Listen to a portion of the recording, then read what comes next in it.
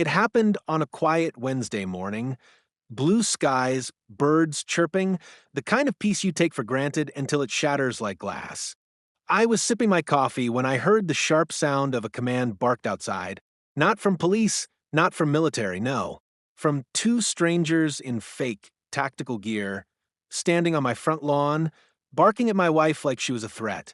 "Step away from the door, ma'am," one of them shouted, his badge glinting in the sun, except there was no department name, just a patch that read HOA Enforcement Unit.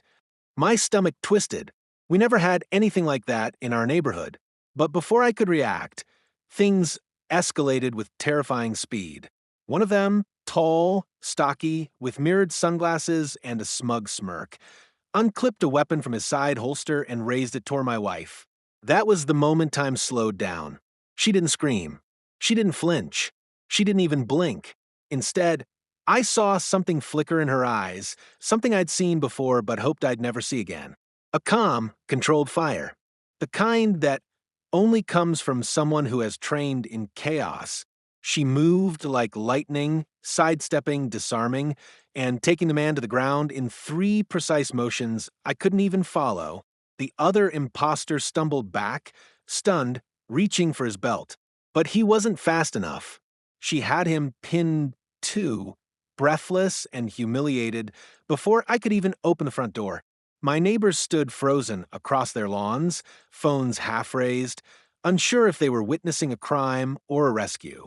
The man who pulled the gun, he had no idea who he was pointing it at, no idea that the woman he tried to intimidate was the lead tactical instructor for the FBI's Behavioral Response Unit, the woman who trains elite agents how to survive hostage standoffs, close quarters combat, and fake law enforcement threats just like this one. And now, those lessons had just been written in real blood and real consequence. This story isn't about justice delayed. It's about what happens when evil walks into your front yard pretending to be the law and picks the wrong damn house. Before everything turned upside down, we lived what you'd call a pretty ordinary, quiet suburban life.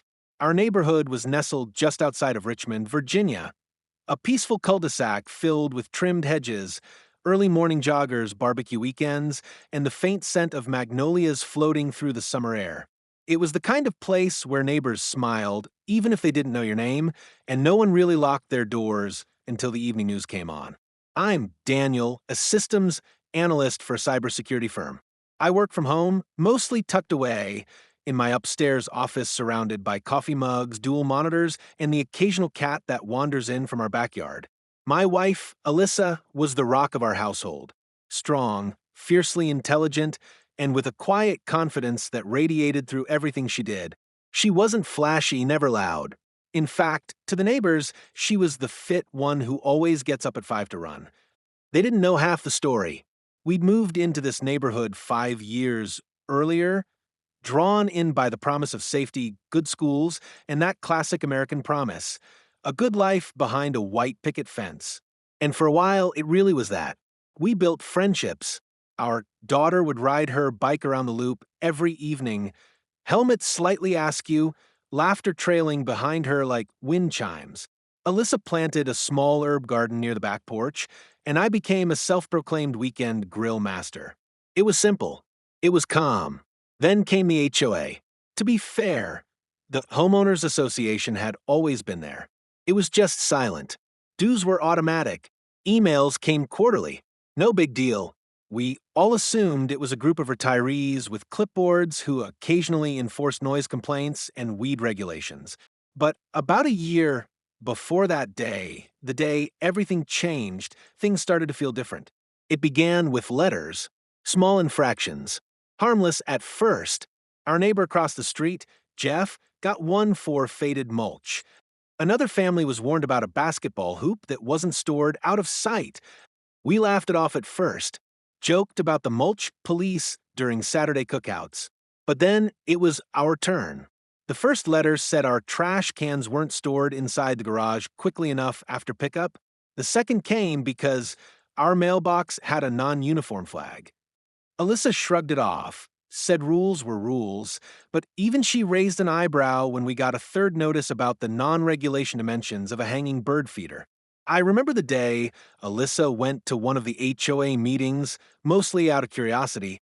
She came back unusually quiet, said it was odd, not in the way most local meetings are odd, boring, slow, full of seniors arguing about sidewalk cracks. This was different. There was a woman, Karen something, who seemed to control the room like a CEO in a hostile boardroom. And what caught Alyssa off guard was the way others acted around her. They didn't disagree. They didn't speak unless spoken to. One man tried to bring up some complaints about unfair citations and was quickly shut down by Karen's cold smile and a subtle mention of a lien on his home. Alyssa didn't say much more, just muttered something's off and went for a run. In the months that followed, things only got stranger. New rules began appearing, not through official channels, but as whispers among neighbors. Someone said a friend had been threatened with fines for having a flag on their porch. Another was warned not to talk to a reporter about HOA activity. One elderly couple abruptly sold their home after their car was keyed in their own driveway. We didn't connect the dots at first. Everyone thought maybe it was just petty vandalism or bad luck. But there was a shift happening, an invisible curtain being drawn over the neighborhood. People started avoiding each other. No more weekend barbecues. No more porchside chats. Even Jeff, our loud, funny neighbor who always offered to lend a hand, grew quieter. His wife once whispered to Alyssa at the store, "Just lay low. Don't make noise. They pick who they want to mess with." Alyssa asked her what she meant. She just shook her head and walked away. We tried to keep our heads down. Alyssa focused on her work, still rising at dawn, disappearing into the garage-turned-home gym for an hour of drills and training before breakfast. I stuck to my projects, stayed polite, and didn't engage when the HOA's compliance patrol, a couple of clipboard-carrying men who never introduced themselves, started making weekly rounds. They didn't speak. They just stared, noted things, walked slowly past each house, lingering at some longer than others. One time I waved. The taller one just stared, then scribbled something into his notepad. I remember Alyssa watching them from the window that night. She stood there for a long time, arms crossed. Then she asked, "Why would a homeowners association need men walking the street with radios?" I didn't have an answer. We joked about it, called them the HOA Secret Service, but there was tension behind the humor. One day, a new neighbor moved in. A single mom named Julia. Her little boy was maybe 6 or 7. She came by to introduce herself, offered cookies. Alyssa and I welcomed her in, chatted warmly, gave her the lowdown on trash days and recycling schedules, but when she mentioned the HOA, we both went quiet. She noticed. "They seem intense," she said. "They have rules," I replied, "and eyes." A week later, Julia got her first letter. Then someone left a compliance warning stuck to her door in the middle of the night. She came to us crying, asking what she'd done wrong. Her only offense? Hanging a handmade welcome sign on her porch. That was when Alyssa started digging deeper. She stayed up late combing through HOA records, public listings, and county filings. Something didn't sit right. The enforcement division wasn't mentioned anywhere. No city licensing. No background info on the so-called officers walking around. Just names. First names only listed in vague HOA newsletters. One night, she turned to me and said, "This isn't just overreach. This is something else." We didn't know it then, but we were already in their crosshairs. The following weekend, I found our back gate open, swinging slowly in the wind. We always kept it latched. Inside, our herb garden was trampled. Not completely destroyed, just stomped through like someone wanted to send a message. Alyssa didn't say a word. She just stood over the basil and thyme, hands on her hips, eyes scanning the tree-line behind our yard. Then she went inside and began checking the locks. Still, we didn't escalate. We didn't call the police. We just hoped it would stop. But darkness doesn't stop when you ignore it. It waits until your back is turned, and then it strikes. And in our case, it didn't just strike. It knocked on our door wearing a fake badge and pulled a gun on the wrong woman. It started with something so petty, it almost felt like a prank. A bright yellow violation slip fluttered on our porch railing one morning, held in place by a single piece of blue tape. Alyssa found it during her cool-down walk after her run. She picked it up with a furrowed brow and read it aloud. Unauthorized decorative element. Terracotta planter on front porch. Must be removed within 24 hours to avoid penalty. We stared at it in disbelief. A flower pot. That was it. Just a simple pot with a rosemary bush Alyssa had grown from seed. Not obstructing anything. Not gaudy. Just there. It had been there for over a year. Suddenly, it was a violation. Alyssa laughed at first. That short, sharp laugh she made when something was so absurd it didn't deserve anger. But there was something underneath it. A tightening. A flicker of calculation in her eyes. I could tell she didn't like it. The next day, another note appeared, this time shoved under our doormat. It was handwritten in rushed black ink. Wind chime violates noise policy. $50 daily fine begins tomorrow. We didn't even know there was a noise policy. The wind chime was barely audible unless you stood directly under it, and even then it sounded like a soft lullaby. We took it down anyway, not wanting to draw more attention. But it was clear this wasn't about noise or plants. Something was shifting, subtly but deliberately. We were being targeted. Alyssa started watching the street from the upstairs window in the evenings. She noticed the same black SUV circling the block at least twice each night.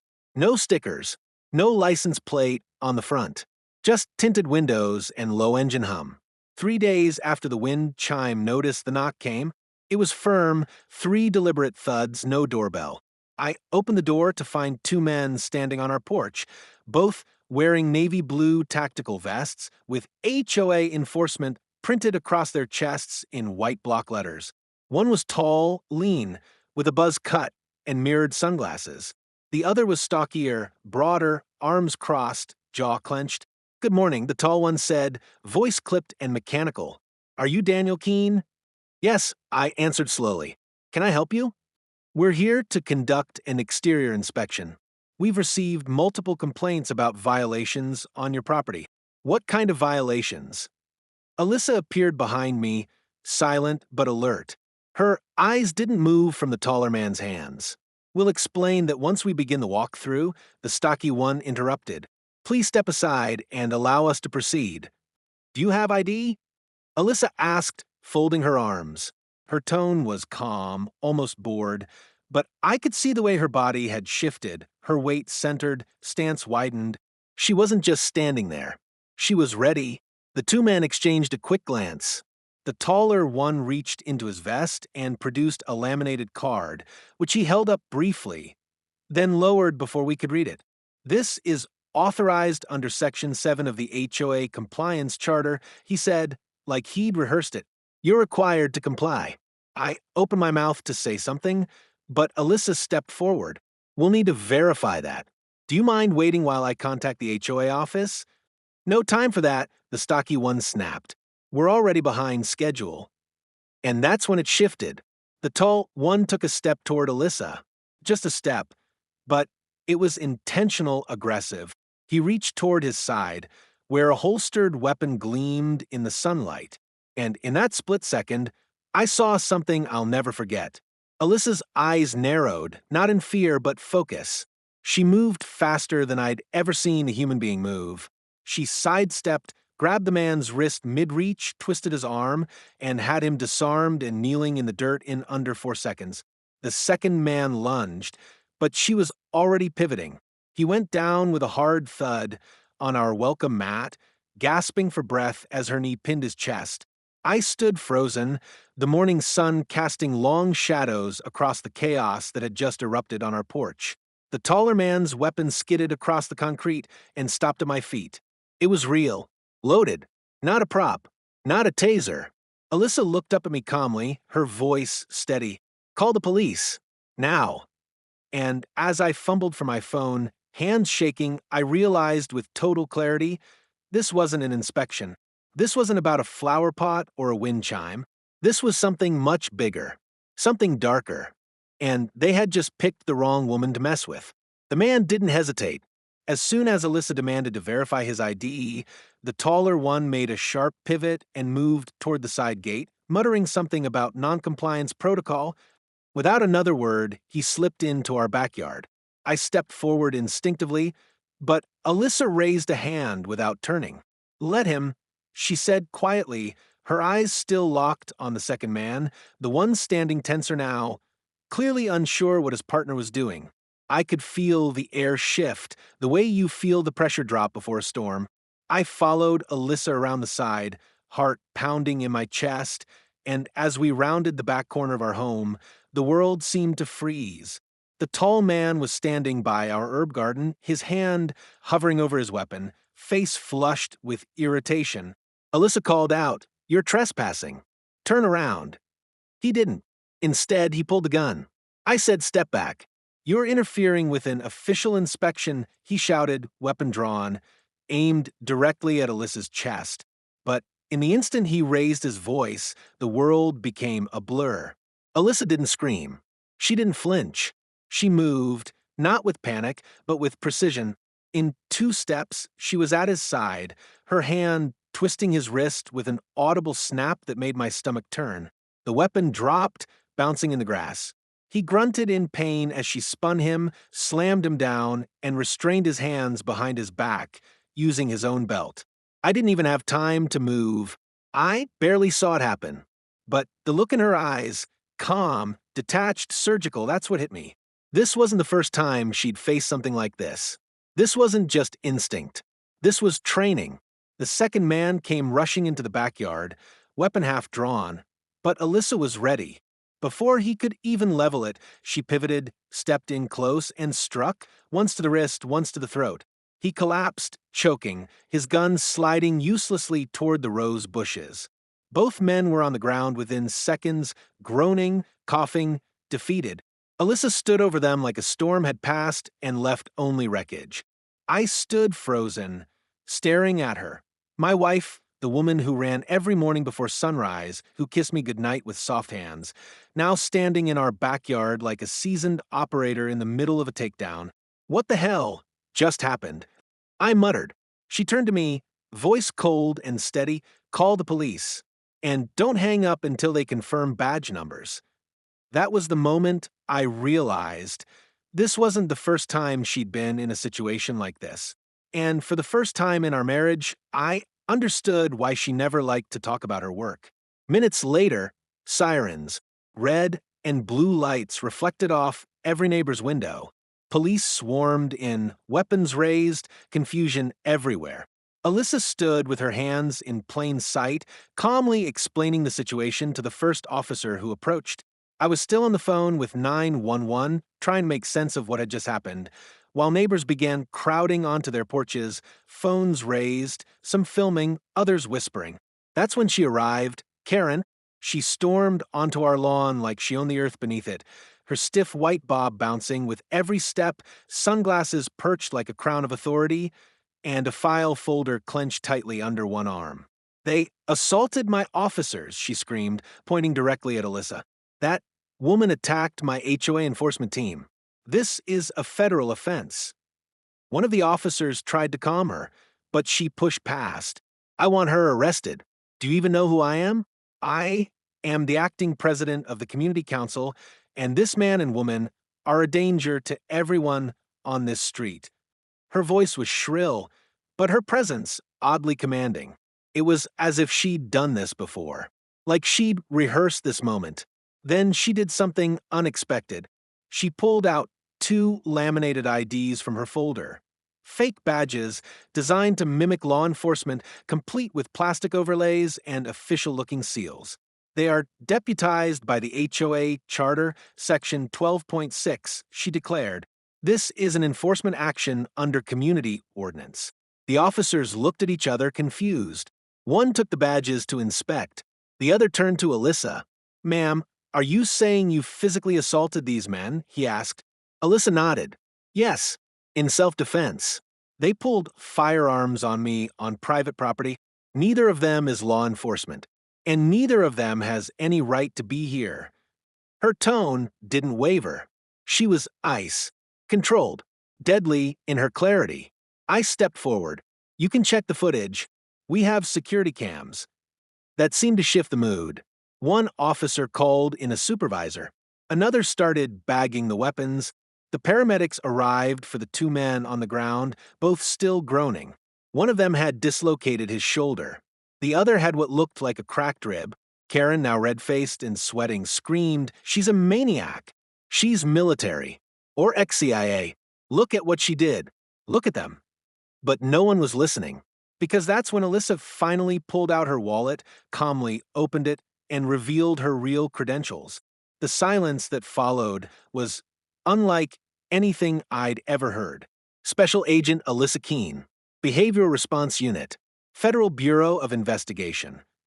Even the birds stopped chirping.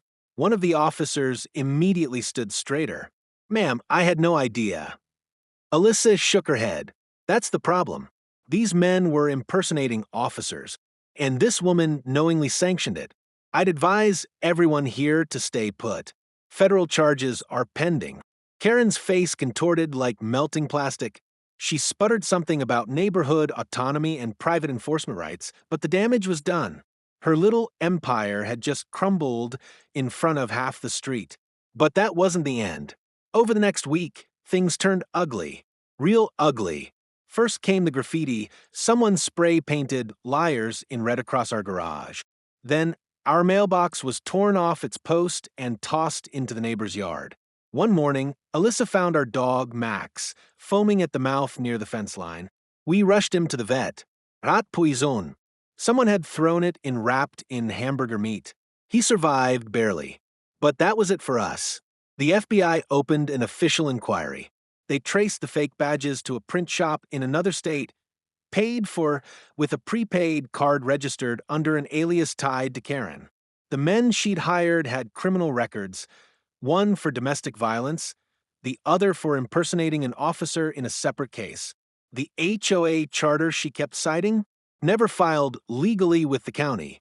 She had essentially created her own little regime under the illusion of legitimacy, and somehow no one had questioned it.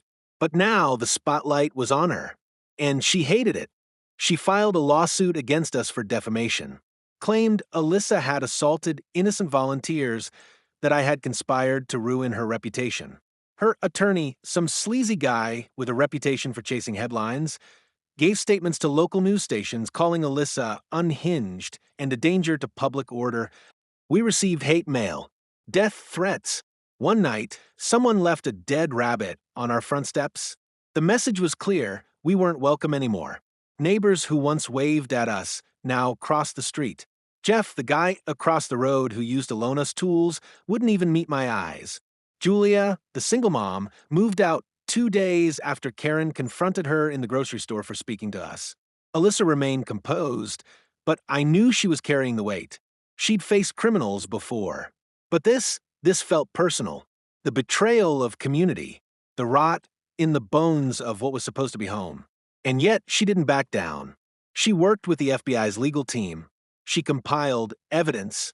She gave interviews when necessary, not for publicity, but for awareness. Because what had happened to us wasn't an isolated incident. Across the country, other HOAs had begun abusing power, extorting residents, harassing families, even hiring fake security under the guise of enforcement. Alyssa became a voice against it, a quiet warrior in a battle most people didn't even know they were fighting. And me? I just stood beside her. Proud, angry, changed. The woman I married was still the same, but now the world knew what I always had. She wasn't just strong. She was unstoppable. And Karen? She had just started a war she couldn't win. Because this time, the target of her rage wasn't just another scared resident. She had pulled a gun on the wrong damn woman, and now that mistake was going to cost her everything. The day the FBI formally served Karen with charges, it wasn't dramatic, it was surgical. Swift, clean, 2 black SUVs pulled into the cul-de-sac just before noon. No sirens, no shouting, just sharp suits and a mission. Alyssa stood on the porch beside me, arms crossed, face unreadable as she watched the agents walk up to Karen's front door. And for the first time since this nightmare began, Karen didn't scream. She didn't run. She opened the door, blinking in the sunlight, and for once in her life, she had nothing to say. The agents handed her the warrant, recited the charges: impersonation of federal officers, conspiracy to commit fraud, criminal intimidation, misuse of private funds, and accessory to attempted assault with a deadly weapon. And then, as calmly as they came, they walked her back to the SUV in cuffs. That sound of the door closing behind her, it wasn't loud, but it echoed across every house that had ever received a threat letter, every family that had been afraid to speak up. Karen's empire wasn't just crumbling, it had finally been pulled down, brick by brick, by the very laws she thought she was above. What followed was a floodgate. The story hit local news first. Fake HOA cops arrested in violent suburban standoff. But within 48 hours, it was national. Every headline read like something out of a Netflix thriller: wife disarms armed HOA enforcers. Turns out she's FBI's elite trainer. News vans parked outside our street. Reporters whispered outside the fence. Neighbors who hadn't looked at us in weeks suddenly wanted to talk, apologize, explain. Some claimed they had no idea what was really going on. Others confessed they'd stayed quiet out of fear. And some, like Jeff, simply handed us written apologies in trembling hands. We accepted them, but we never forgot. In court, Karen tried to fight. Her lawyer claimed she was duped by the two men she'd hired, that she never knew their backgrounds or intentions.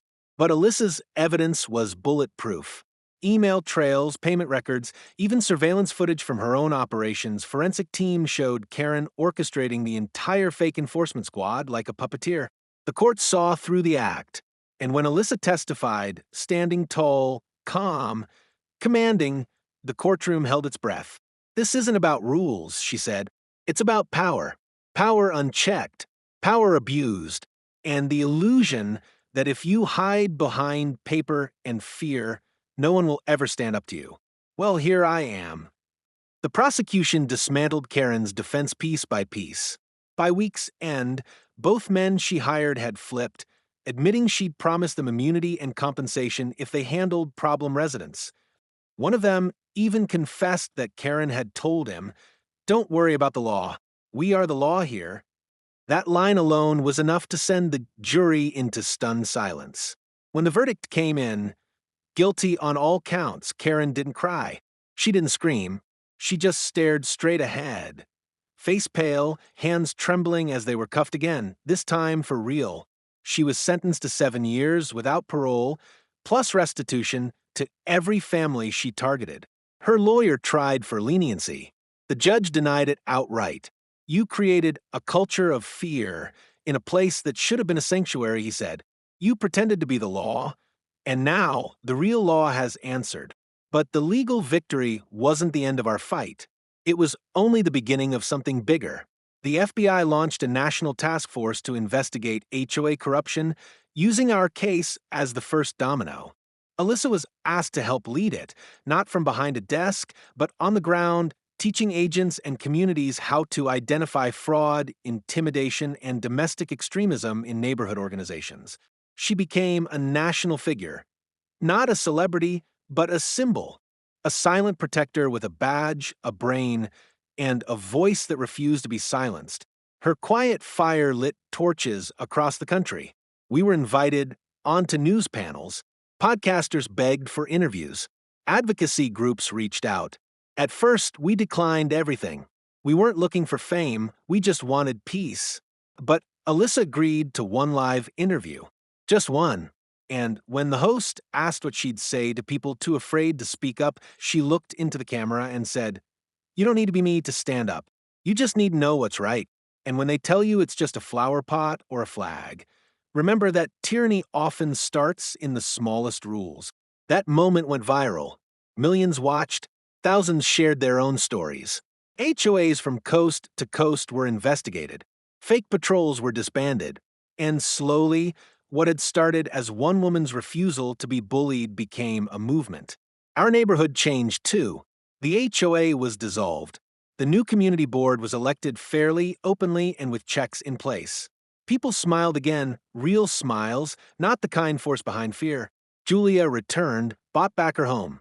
Jeff became the block's handyman again. Our mailbox was replaced, this time with a tiny metal plaque beneath it. Property of no one's authority. It was Alyssa's idea. A quiet joke, but a powerful message. We never told our daughter all the details. She was too young, but she knew something happened.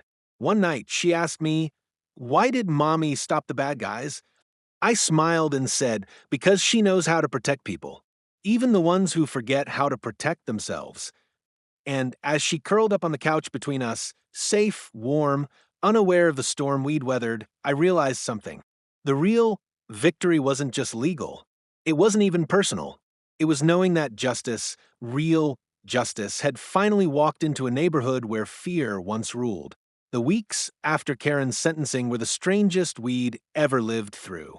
Not because of fear or anxiety or even relief, those emotions had all come and gone. What we felt now was something more elusive, a stillness, a heavy quiet that settled over our house like a room after a storm where the wind had finally stopped but the furniture still sat at odd angles. Alyssa, who had carried so much of the weight on her shoulders, finally slowed down. She started sleeping through the night again. Her runs in the morning weren't drills. They were peace offerings to her own mind. And for the first time in months, I saw her laugh. Not a forced chuckle, not a sharp exhale through a clenched jaw, but a real, belly-deep laugh. It happened when our daughter dressed up Max in a tutu and announced he was now the princess of No Rule Street. Alyssa laughed so hard she cried, but the healing didn't come all at once. The neighbors who had once avoided us began trying to come back into our lives. A few brought pies. Some brought awkward apologies wrapped in silence. Others simply nodded as we passed, the shame still too fresh. We forgave because holding on to anger meant letting Karen win twice, but we didn't forget, and we didn't pretend. The betrayal we experienced from those who stayed silent was real. The fear we lived through while Karen played dictator with fake uniforms and cheap power plays, that was real too. We healed, but with scars that would never completely fade. Alyssa returned to work after a month off, and I noticed something different in the way people treated her. There was a new respect, not just because of her rank or her role, but because of what she'd survived. She had become a quiet legend within the bureau, the trainer who didn't just prepare agents for hostile situations, she lived through one in her own backyard. Her case was used in seminars. Her strategies were modeled in workshops. She didn't talk about it much, but I saw the spark in her eyes when she knew her story was helping others prepare. As for me, I went back to my desk job, but I wasn't the same either. I found myself more alert, more aware, more willing to speak up when I saw wrong being passed off as policy. I joined a digital watchdog group tracking abuse of power in private communities. I built software that helped residents report fraud safely. Small actions, maybe, but for once, I felt like I wasn't just watching the world. I was changing a part of it, even just a little. The strangest part of it all was how ordinary life slowly crept back in. The mailbox got replaced. The herb garden regrew. Max bounced back with a full stomach and a tail that wagged like it had never stopped. Our daughter started leaving drawings on the fridge again, stick figures with Supermom capes. There was a new calm in our home, but it came with a deeper awareness. We now understood that evil doesn't always wear a mask. Sometimes it smiles at your HOA meeting, sometimes it signs your mailbox notice, and sometimes it knocks on your door dressed like law. But we also learned something else, that justice doesn't always wear a robe. Sometimes it wears running shoes at dawn and drinks tea before bed. Sometimes it's the quiet woman in your neighborhood who minds her business until she's forced not to. And sometimes it's the husband who never wanted a fight, but stood tall beside the woman who ended it. We didn't move. That was a choice. Some said we should start over elsewhere. But we stayed not for pride or defiance, but because the soil in that house carried our story, our fight, our survival. And we wanted our daughter to grow up knowing that when you stand up for what's right, even when no one else does, you don't just change the world, You protect it. So yes, Karen is gone. Her reign is over. Her HOA empire dismantled, but her actions left a lesson carved into the heart of every neighbor, every family, every quiet street that thought it could never happen here. And that's why we tell the story. Not to relive the pain, not to celebrate the battle, but to remind you, whoever you are, wherever you live, that your voice is powerful, that your silence is permission, and that when fear knocks on your door pretending to be authority, you always have the right to answer with truth. If you've made it this far, thank you. Not just for watching, but for caring, for feeling what we felt, for walking with us through the fear, the silence, the chaos, and finally through the justice. Because this story, as wild and dramatic as it sounds, isn't fiction. It's not a script designed to entertain. It's real. It happened. And worse, things like this are happening in communities across the country every single day. Families are being threatened, silenced, extorted, all under the banner of rules and compliance. But when those rules become weapons and those in charge start to believe they're untouchable, that's when the line between order and oppression begins to blur. We were lucky.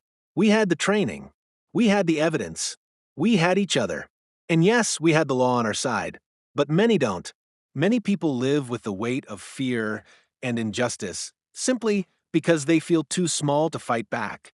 They think no one will believe them, that speaking up will only make things worse. But I'm here to tell you, that's exactly what they want you to believe. They want you silent. They want you scared. They want you isolated and compliant. But you're not alone. There are more of us than there are of them. And if you've been targeted, threatened, or made to feel powerless by an HOA or anyone abusing authority, you are not the problem. You are the reason this story needs to be told. That's why I created this channel, HOA Denied Access. Not just to expose these stories, but to create a community of resistance. A place where voices can rise without fear, where fake power gets called out, where truth stands taller than threats. Every week we're sharing real stories, yours, mine, and the ones that never make it to news, because someone needs to hear them. Someone needs to know they're not crazy, they're not alone, and they're not powerless. So, if this story moved you, share it. If it made you angry, use that anger. If it reminded you of your own experience, send it to us. If you believe that neighborhoods should be safe, not scared, subscribe, follow, and stand with us. Because no matter how big they act, how loud they yell, or how many fake badges they flash, bullies fall. Tyrants crumble. And justice always finds a way in. This is for the families who were forced to move, the ones who stayed silent, and the ones still fighting. You're not invisible anymore. You're heard. You're seen. You're part of HOA, Denied Access. And we are just getting started.